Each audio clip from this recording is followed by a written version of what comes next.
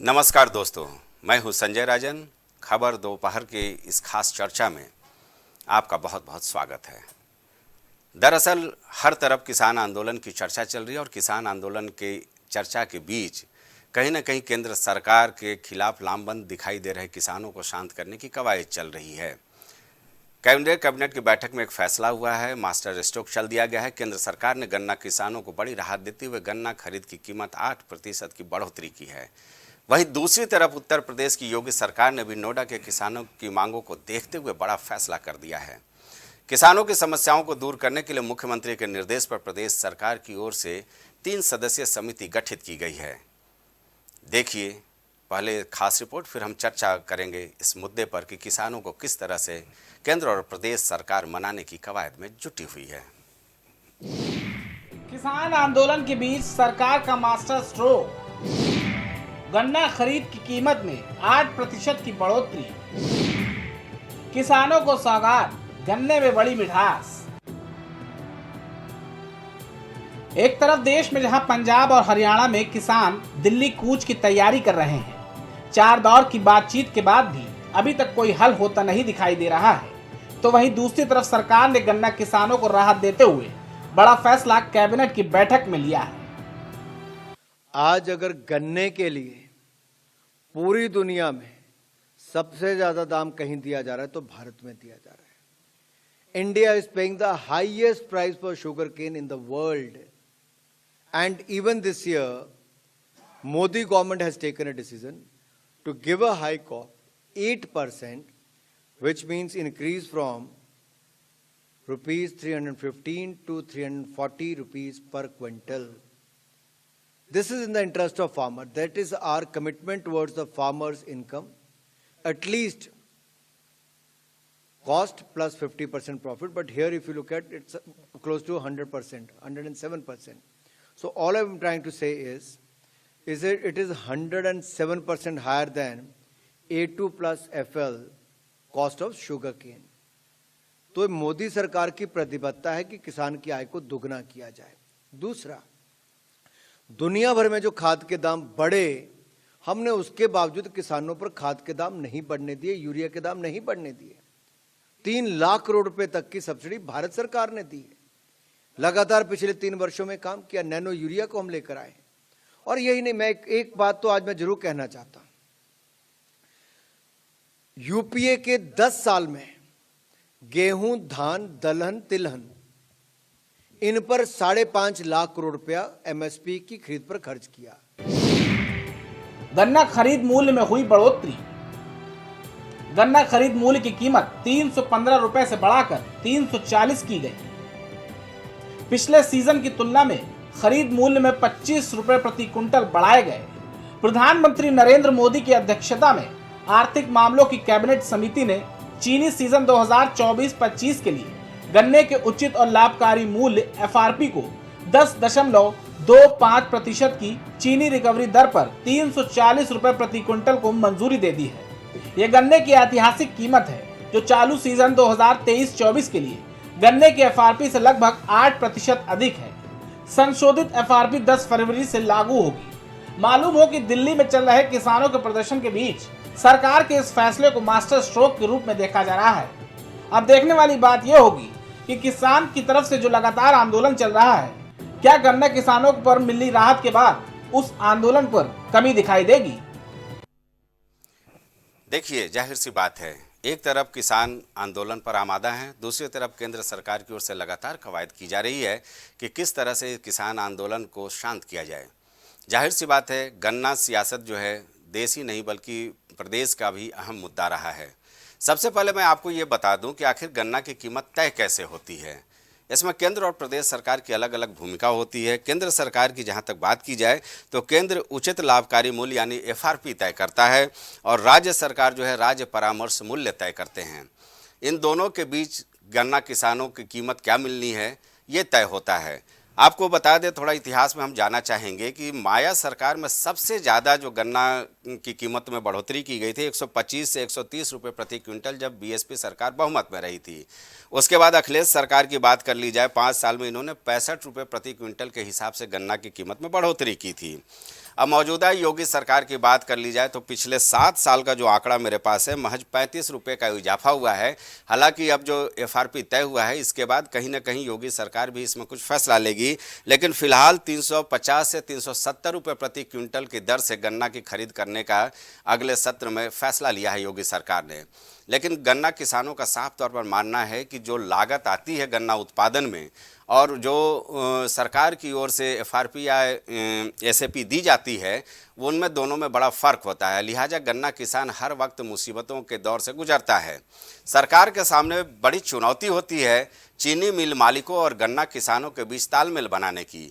इन सब के बीच गन्ना सियासत अपने चरम पर रहता है। शायद ही कोई सरकार रही हो जिस पर यह आरोप न लगता हो कि गन्ना किसानों के साथ अनदेखी की गई है। किसान के अलग अलग जो संगठन है, चाहे भारतीय किसान यूनियन की बात कर ली जाए, तमाम ऐसे संगठन हैं जो लगातार सवाल खड़े करते रहते हैं कि गन्ना किसानों का बकाया भुगतान है या गन्ना का जो एमएसपी है, एफआरपी है, इसमें और ज़्यादा बढ़ोतरी होनी चाहिए।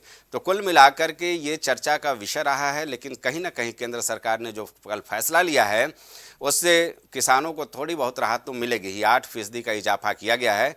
सबसे पहले हम चलेंगे अभिनव के पास, हमारे संवाददाता हैं। अभिनव जी, इस फैसले को लेकर किस तरह की चर्चाएं देखने को मिल रही हैं? जी बिल्कुल, देखिए जहां एक और किसान लगातार दिल्ली में बॉर्डर पे धरना कर रहे हैं सरकार के खिलाफ, तो वहीं सरकार ने एक या महत्वपूर्ण फैसला लेते हुए किसानों को संतुष्ट करने का काम करती हुई नजर आ रही है। किसान लगातार सरकार को मनाने के लिए नजर आ रही है और ये जो रेट बढ़ाया गया है, इससे कहीं ना कहीं किसानों को अपने पाले में लाने के लिए सरकार प्रतिबद्ध है और वह किसानों को यह भरोसा दिलाना चाहती है कि यह सरकार उनके साथ खड़ी है। आगामी लोकसभा चुनाव से पहले किसानों को अपने सपोर्ट में लाने के लिए, संतुष्ट करने के लिए, या हम कह सकते हैं कि सरकार का एक प्रकार से मास्टर स्ट्रोक हो सकता है। लेकिन अभिनव, अभी भी किसान संगठन संतुष्ट नजर नहीं आ रहे हैं। उनका कहना है कि जो लागत आती है और जो ये बढ़ोतरी की गई है 8% की एफआरपी में, उससे किसानों का भला नहीं होगा। जी बिल्कुल, देखिए किसान संगठन लगातार धरना कर रहे हैं और सरकार के खिलाफ खुलकर नजर आ रहे हैं। किसान संगठन ने, जो सरकार ने अभी यह एक प्रकार से कह सकते हैं जो घोषणा की है, इस पर कहीं ना कहीं किसान संगठन पूरी तरह से सहमत नहीं है और वह इससे काफी अधिक चाह रहे हैं। उनका मानना यह है कि इससे किसानों का भी हित नहीं होगा। ठीक है अभिनव, चलते हैं। हमारे साथ आरपी राजन साहब जुड़े हुए हैं, सपा नेता हैं, समाजवादी नेता हैं। इन लोग भी किसानों की बात को बड़े मुखर रूप से उठाते हैं। राजन साहब, जो कल फैसला हुआ है, किस नजरिए से देख रहे हैं आप? राजन जी, आवाज मिल रही है? आपको मेरी? मैं पूछ रहा हूं कि कल मोदी सरकार ने जो फैसला लिया उसे किस नजरिए से देख रहे हैं? गन्ने की कीमत में 8% की बढ़ोतरी की गई है एफआरपी में। देखिए राजन जी, सबसे पहले तो बता दूं कि भारतीय जनता पार्टी की सरकार जब से सर बनी है, तब से इस देश में किसान, नौजवान, बेरोजगार सब परेशान। आज बात किसानों की, तो हम लोग केवल किसानों पर ही वार्ता करेंगे। जी, किसान की स्थिति क्या है कि सर, आपको थोड़ा सा पीछे ले जाना चाहूंगा, बहुत ज्यादा नहीं। जी जी। 3 साल पहले अभी एक आंदोलन हुआ, किसान आंदोलन कर लिए आए और 1 साल तक लगातार किसान आंदोलित रहे। इस सरकार ने उन किसानों के ऊपर लाठी चलाने का काम किया, आंसू गैस के गोले छोड़ने का काम किया। किसान लगातार बारिश में, जाड़ा में, पाला में भीगता रहा, परेशान होता रहा। जो 3 कृषि काले कानून सरकार लेकर के आई थी, अंत में जब 2022 का चुनाव आया, जब विधानसभा के चुनाव आए राजन जी, तो सरकार ने देखिए कैसे किस तरह से पलट गई और कहा कि हम इन बिलों को वापस लेते हैं। किसान 1 साल तक आपने किसानों को लठियाया, किसानों को आपने जो है भला बुरा कहा, परेशान किया। उसके बाद आपने कहा कि ठीक है, आपकी सभी मांगे हम मानेंगे। लेकिन सरकार ने चुनाव के समय सिर्फ मान लिया, कहा मानेंगे, उसके बाद सरकार ने कोई मांग नहीं मानी। आज 2 साल बाद, 2 साल फिर भाजपा की सरकार बनने के बाद उत्तर प्रदेश में हो गए, किसान पुनः दिल्ली में फिर धरने पर बैठ गया है। आप देखिए कि किसान है देश के, और देश की राजधानी किसानों की है, सबकी है, किसी भारतीय जनता पार्टी की तो है नहीं। न किसी एक व्यक्ति की है। किसानों को अगर राजधानी जाना चाह रहे थे तो रोकने का काम कौन कर रहा था? कीले गाड़ने का काम किसने किया? कील ठोक करके रास्ता को ब्लॉक करने का काम किसने किया? तो सरकार तो स्वयं किसानों से बात नहीं राजन करना जी, चाहती, लेकिन किसानों को पिछले किसान आंदोलन में क्या कुछ हुआ था राजधानी दिल्ली में, ये किसी से छुपा नहीं है। सरकार एहतियात बरतती है और उसके केंद्र सरकार तो लगातार कर रही है। कृषि मंत्री अर्जुन मुंडा वो लगातार कह रहे हैं कि बातचीत से रास्ता निकल सकता है।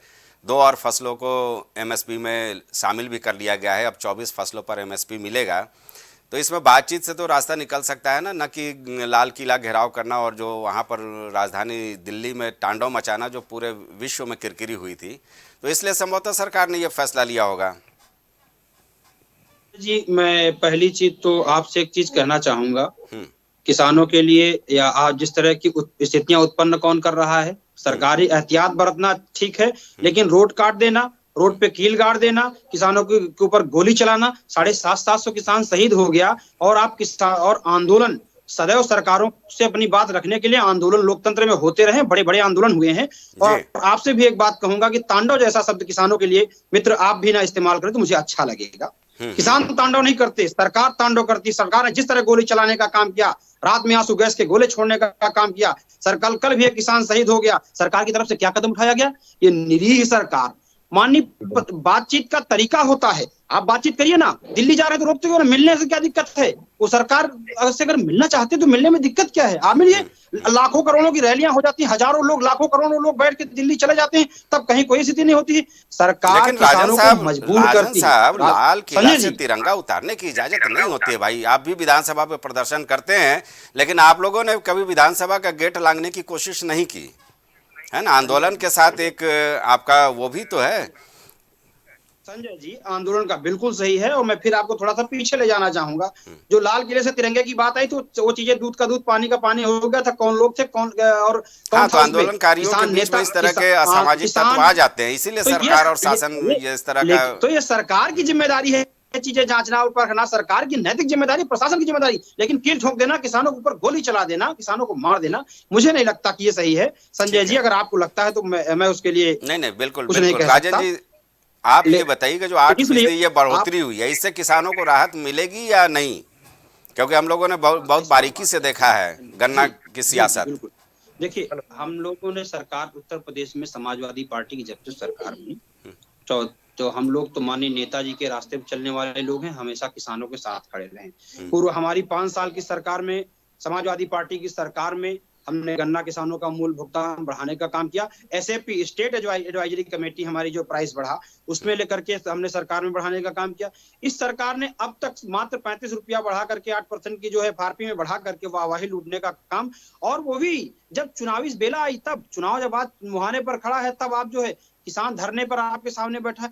संजय जी, दुखद बात इस बात की है, दुख इस बात का, खेद इस बात का है कि माननीय प्रधानमंत्री जी की दहलीज पर 2 से 4 किलोमीटर पर जो है देश का किसान 1 साल तक बैठा रहा और माननीय प्रधानमंत्री जी को मिलने की और बात करने की नौबत नहीं आई, उनके पास मौका नहीं आया। वो सबसे मिल सकते हैं, चुनावी लाभ के लिए हर जगह जा सकते हैं, लेकिन जो ही 1,500 किसान, 750 किसान शहीद हो गया उनकी दहलीज पर, माननीय प्रधानमंत्री जी के पास मिलने का टाइम है। हमारे साथ किसान नेता अजीत सिंह भी जुड़ गए हैं। राजन जी, आपके पास आते हैं। सबसे पहले हम अजीत जी का राय ले लें कि साहब 8% एफआरपी की बढ़ोतरी की गई है, इस फैसले को किसान किस नजरिए से देखता है? आवाज आ रही है जी?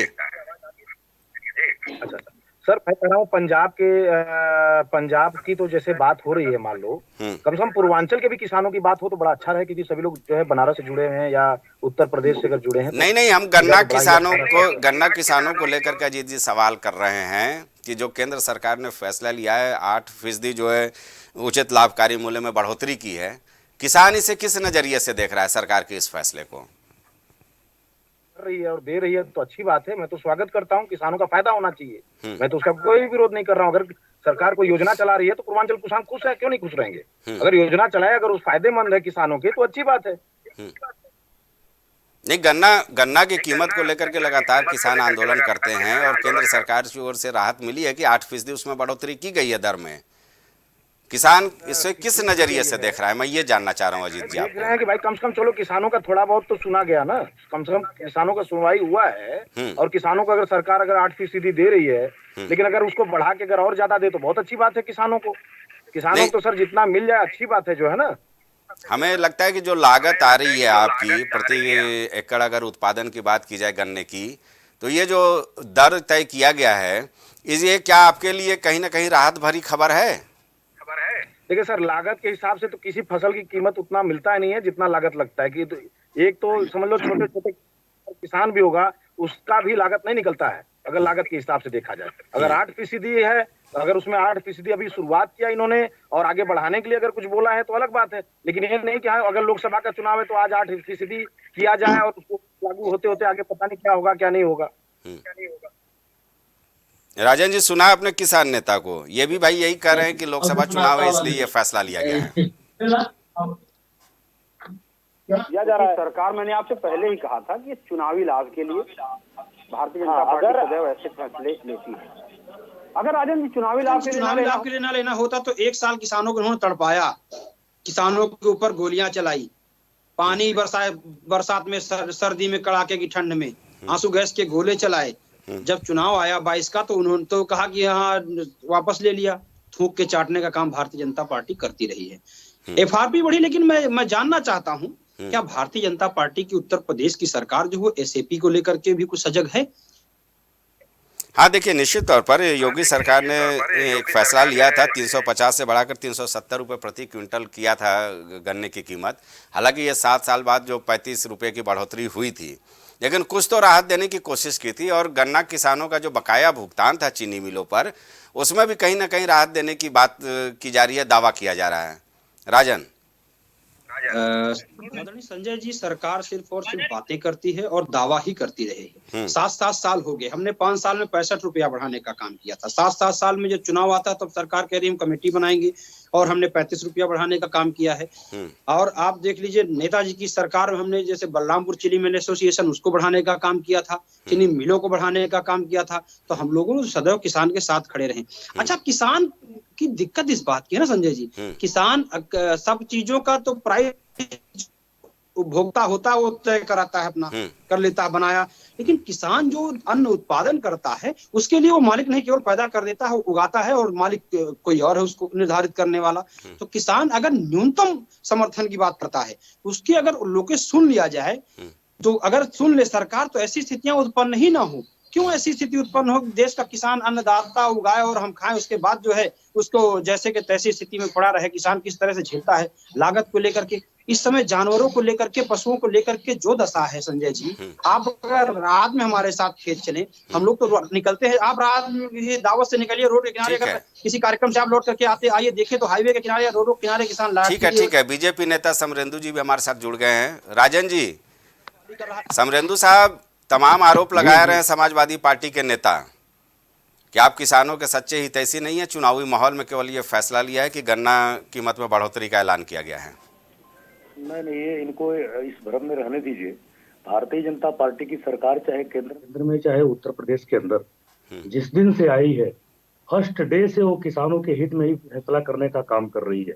योगी जी की सरकार जब पहली बार आई उत्तर प्रदेश के अंदर, तो आते ही किसानों के हित में फैसला लेना प्रारंभ कर दिया और आते ही ये तय किया गया कि किसानों का 100% उत्पाद जो है, चाहे गेहूं हो, चाहे चावल हो, चाहे धान हो, चाहे जो भी फसल उगाता है, सारी फसलों को सरकार खरीदने का काम करेगी। सिस्टमैटिक तरीके से उत्तर प्रदेश के अंदर पहली बार क्रय केंद्र स्थापित किए गए। क्रय केंद्र स्थापित करने के बाद उनका 100% खरीदारी करने का काम किया गया और उत्तर प्रदेश में खरीदारी इस प्रकार से हुई कि पूरे इंडिया में ये रिकॉर्ड बनाने का काम किया गया। मैं एक उदाहरण आपको बताता हूँ। मैं भी किसान हूँ। खेती का काम करने के बाद कटाई का काम चल रहा था। क्रय केंद्र पर गेहूं गिराने के बाद मैं जब आकर के गोरखपुर अपने आवास पर आता हूं तो पिताजी कहते हैं कि अकाउंट में कुछ पैसा आया हुआ है, जरा देखो कैसा है। तो मैं जब देखता हूं तो पता चलता है कि जिस गेहूं को हमने अपने गांव पे सोसाइटी पर गिरा के आया हूं, उसका भुगतान मेरे गोरखपुर पहले पहुंचने से पहले हो जाता है। ये व्यवस्था हमारी सरकार ने बनाई है। और नीम कोटिंग करके केंद्र की सरकार ने जो यूरिया ये लोग बेच दिया करते थे ये केमिकल कंपनियों को, उनको सीधे 100% उत्पादन जो यूरिया का है। अजीत जी रुक जाइए, समरेंदु जी को बोलने दीजिए, फिर आपके पास आते हैं। हमारी सरकार करती है। हाँ अजीत जी क्या बोल रहे थे? ये अच्छी सुविधा है पार्टी के लिए। अच्छी सुविधा ये है कि उनके आदमी अगर जाते हैं जो सत्ता के लोग हैं, उनका क्रय केंद्रों पे नंबर भी नहीं लगाना पड़ता है। लेकिन अगर वाकई में अगर किसान जाता है तो उसके लिए बहुत दिक्कत होती है। समरेंदु जी जवाब दीजिए भाई। ये अपने समय की बात कर रहे हैं। एक ऐसे थानों के पैदल थाने चलाया करते थे। आप किसान नेता हैं अजीत सिंह जी। समरेंदु जी ये जो बोल रहे हैं अजीत सिंह किसान नेता हैं, उनकी ओर से ये आरोप मिल रहा है। देखिए किसान, देखिए आज के डेट में किसान पूर्वांचल की भी बात को हम ठीक है चलाया करते बात हो रही है, लेकिन उनसे मत रोकिए। देखिए पूर्वांचल के किसान की बात आज भी लोग जानवरों से पीड़ित हैं। आप बताइए हर ब्लॉक पे समाजवादी पार्टी का कार्यालय तय करता था, उनकी स्थिति को नहीं बदला है हमने। किसान थानों पर जाने से डरता था संजय जी, लेकिन हमने बदल दिया है। उत्तर प्रदेश के अंदर पूरी तरह से कानून का राज है। किसान के हित में जो भी फैसला लेना होगा हमारी सरकार मुख्यमंत्री जी के चुनावी क्षेत्र को जोड़ने वाला जो सड़क है राजमार्ग 233, खुद 233 पे 16 किलोमीटर का सड़क अभी बाधित है। लगभग 4000 किसानों को मुआवजा नहीं मिला सर। बताइए, जो पूर्वांचल का किसान इतना पढ़ा लिखा नहीं है सर। मेरी बातों को सुनिए और आप जवाब दीजिए। आप सभी लोग, मैं सभी पार्टी के लोगों को बोल रहा हूँ। हाँ। आज 2012 के प्रकरण से वो सड़क नहीं बना। 4000 किसान, प्रधानमंत्री जी के चुनावी क्षेत्र वाराणसी और गोरखपुर को जोड़ने वाली सड़क है राष्ट्रीय राजमार्ग 233, जो बनारस से जौनपुर आजमगढ़ होकर गोरखपुर जो जाती है सड़क, उस सड़क में 4000 किसानों को सर मुआवजा 2012 के प्रकरण से नहीं मिला। 4000 खैर मुआवजे की समस्या तो है राजन। हजारों की संख्या में सर, मेरी बातें कंप्लीट हो जाए, मैं 1 मिनट केवल बोलूंगा। हजारों की संख्या में सर मुआवजे का प्रतीक्षा करते करते किसान बेच कर गए, उनके सपने साकार नहीं हुए। और देश जोड़ने वाले लोग चाहे कोई भी हो, वो आज तक 2012 के प्रकरण से मुख्यमंत्री और प्रधानमंत्री जी के सड़क को नहीं जोड़ पाए। ठीक है, बताइए रीजन क्या है? ठीक है अजीत जी। राजन जी भाई, आप जो भी आरोप लगा रहे थे, समरेंदु जी का कहना है कि उनके सरकार जो भी कुछ कर रही है उसे किसान बड़ा फील गुड महसूस कर रहे हैं।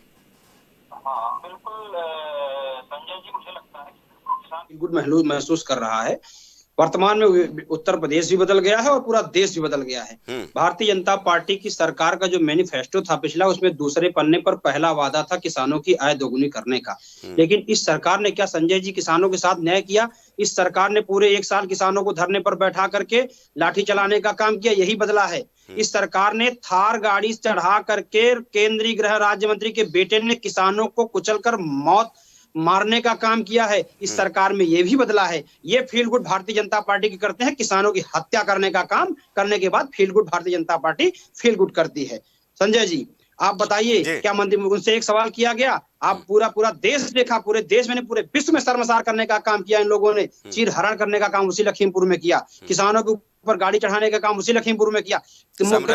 आरोप गंभीर है भाई। गन्ना से चर्चा शुरू हुई और संपूर्ण किसानी पर चर्चा आ गई। पूछना है मेरा कितना पूछना देश में, और कहते हैं फील गुड। तो फील गुड केवल भारतीय जनता पार्टी के पदाधिकारी और कार्यकर्ता, जो हमारे किसान नेता ने कहा कि भारतीय जनता पार्टी के जब पदाधिकारी जाते हैं तो उनको लाइन भी नहीं लगानी पड़ती, उनके खातों में पैसा भी चला जाता है, बिना लाइन लगाए उनका जो है अनाज भी ले लिया जाता है। लेकिन एक आम किसान, अभी बात यूरिया की आ रही थी संजय जी, जरा मैं डीएपी की तरफ इनका ध्यान आकर्षण कराना चाहता हूं। डीएपी में क्या किया, 50 किलो की डीएपी आती थी, उसको 5 किलो क्वांटिटी कम कर दी। जो 600 रुपए की डीएपी थी, आज वो डीएपी 2000 रुपए की करने का काम कर दिया, 1800 रुपए कर दी। 5 किलो क्वांटिटी भी घटाएगी उसकी, और उसके बाद उसके रेट भी बढ़ा दिए गए। चलिए आपके आरोपों का जवाब जरा समरेंदु जी से ले लेते हैं। ये चीजें क्या नहीं दिख रही? हाँ राजन जी आपके पास आते हैं, जरा आपके आरोपों का जवाब ले लें। समरेंदु जी सुना आपने सपा नेता क्या कह रहे थे? जी मैं इनके सपा नेता जो हमारे भाई बात कर रहे हैं, उनके एक एक आरोप का मैं जवाब देता हूं। पहले मैं यूरिया से ही शुरू करता हूं। हम सब जानते हैं समाजवादी पार्टी का जंगल राज जब उत्तर प्रदेश के अंदर चल रहा था, तो यूरिया के लिए हम जब जाते थे सरकार के किसी प्रतिष्ठान के ऊपर, यूरिया हमको मिल जाए तो ये लोग लाठियां भाजने का काम करते थे, हम लोग लाठियां खाते थे इनकी। लेकिन यूरिया के मामले में उत्तर प्रदेश को सरप्लस बनाने का काम अगर किसी ने किया तो भारतीय जनता पार्टी की हमारी दोनों ही सरकारों ने किया। अभी डाई की बात कर रहे थे, मैं डाई के मुद्दे पर इनके जवाब दे दूं। डाई चूंकि कोरोना के कालखंड के बाद हम सब जानते हैं कि डाई का जो है रॉ मटेरियल हमारे देश में नहीं आता। जिन देशों के साथ हमारा पैक्ट था वहां पे फैक्ट्रियां बंद हो चुकी थी, लेकिन सरकार ने हमारी वैकल्पिक व्यवस्था बनाई, और वैकल्पिक व्यवस्था बना करके सम्यक प्रयत्न किया गया कि सबको डाई मिल जाए बुआई के समय पर। अभी गोरखपुर की ही एक घटना का उदाहरण दे रहा हूं। एक बांसगांव, यहाँ एक पंचायत तहसील है, बांसगांव में एक क्रय केंद्र के ऊपर डाई की किल्लत हुई, तो मैंने यहाँ के जिला के अधिकारी को फोन किया, तो उन्होंने कहा कि भाई साहब वहां तो काफी जा चुकी है, अब आप कह रहे हैं तो हमारे पास स्टॉक भी नहीं है। तो मैंने कहा स्टॉक कैसे आए, समरेंदु जी, स्टॉक कैसे आएगा लेकिन बताइए। उन्होंने कहा सांसद जी से एक रिक्वेस्ट डलवा दीजिए। हमने गोरखपुर के सांसद से तुरंत फोन पे रिक्वेस्ट डलवाई और गोरखपुर में रैक लगा करके गोरखपुर के आसपास के किसानों को डाई भी बंटवाने का काम किया गया। ये तो ठीक है, ये तो ठीक है, लेकिन गन्ना किसानों की बात पर हम फिर लौटेंगे। तमाम तरह की गन्ना बातें किसानों को तो खुश होना चाहिए कि हमारी सरकार ने, सड़क का मुआवजा नहीं मिला, लेकिन अब गन्ना पे एक बार फिर हम आए, चर्चा को गन्ना तक लाए। में वृद्धि नहीं किया है समरेंदु जी, गन्ना की सरकार ने किया गन्ना है। की कीमत बढ़ोतरी को एक बार फिर चर्चा में लाते हैं। गन्ना की कीमत को बढ़ाने का काम योगी जी ने किया है। एक जवाब और दे दीजिए। हम गन्ना के इर्द गिर्द ही रहे आज, चूंकि अलग अलग मुद्दों पे जाएंगे तो किसानों का बड़ा जखीरा है उनके समस्याओं का, वो अलग से चर्चा कर लेंगे। मायावती सरकार का आंकड़ा था हमारे पास 125 से 130 रुपए प्रति क्विंटल की दर से 5 साल में उन्होंने बढ़ोतरी की थी। अब तक का सबसे बड़ा ये कार्यकाल रहा है जब गन्ना किसानों को राहत दी गई थी।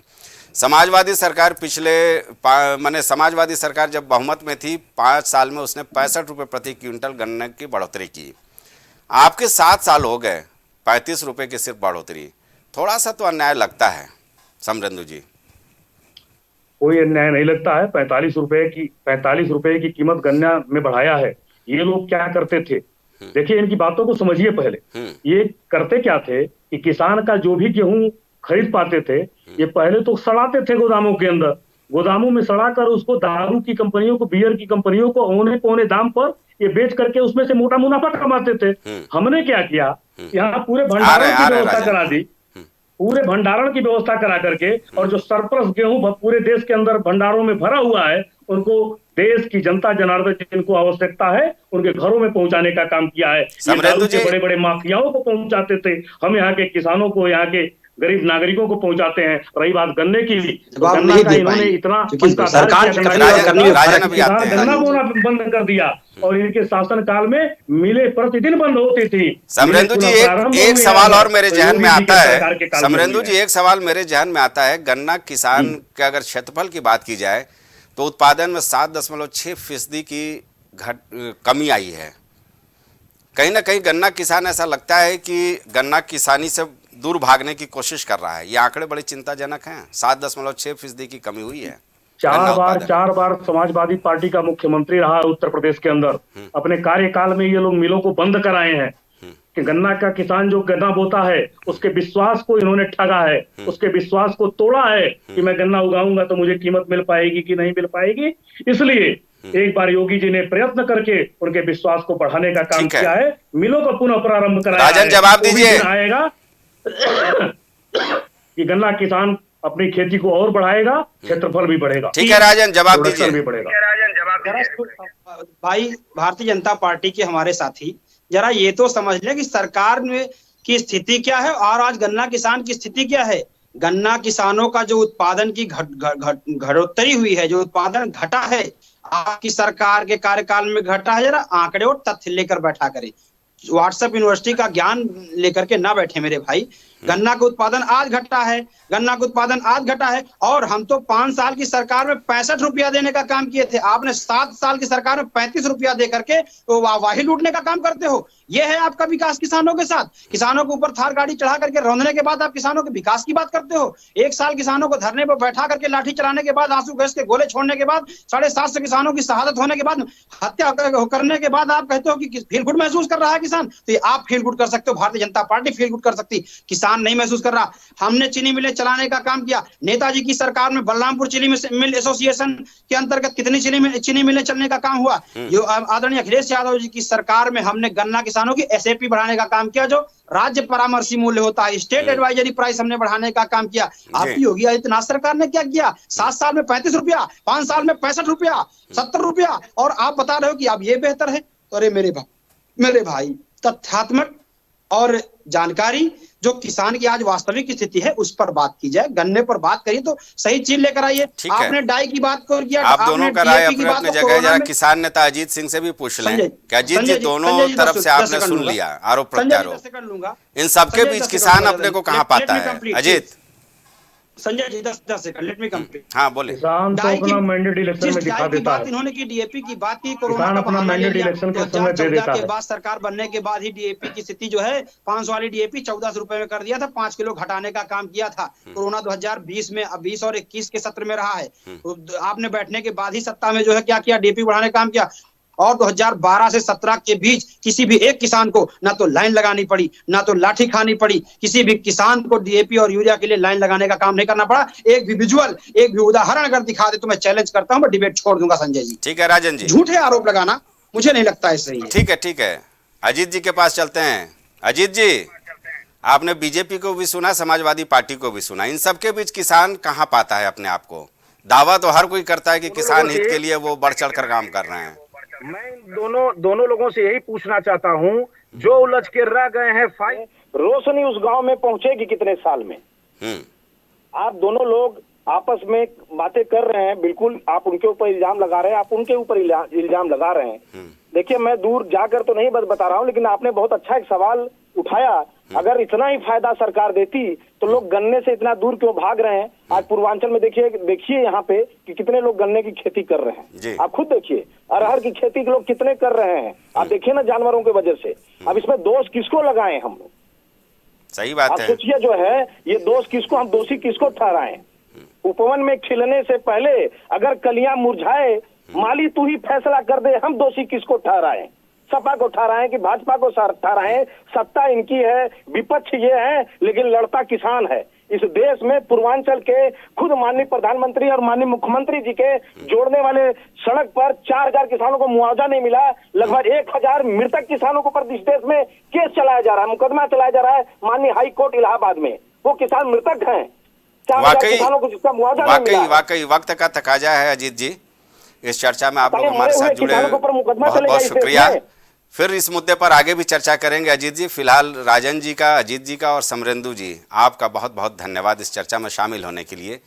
ये तो हकीकत है। किसान नेता अजीत सिंह को आपने सुना कि सारे सियासी दल बेशक लाख दावा करें कि सरकार उनके लिए, उनके हित में फैसले लेती है, लेकिन किसान जो मझोले स्तर का है या निचले स्तर का है, वो आज भी उन्हीं समस्याओं से जूझ रहा है जो आज़ादी के बाद से वो लगातार उसके सामने खड़ी होती रही हैं।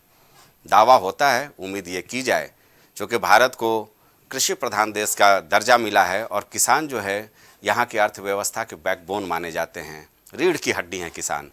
लेकिन ऐसे फैसलों से क्या किसानों का भला होगा, ये तो देखने वाली बात होगी। फिलहाल ये कहा जा रहा है, किसान नेता ने भी कहा कि चुनाव का माहौल है तो इस तरह के फैसले देखने को मिल रहे हैं। बहुत बहुत शुक्रिया। इस चर्चा में आप हमारे साथ बने रहे। देश दुनिया की बाकी खबरों के लिए आप प्राइम टीवी देखते रहिए। मुझे दीजिए इजाज़त। नमस्कार।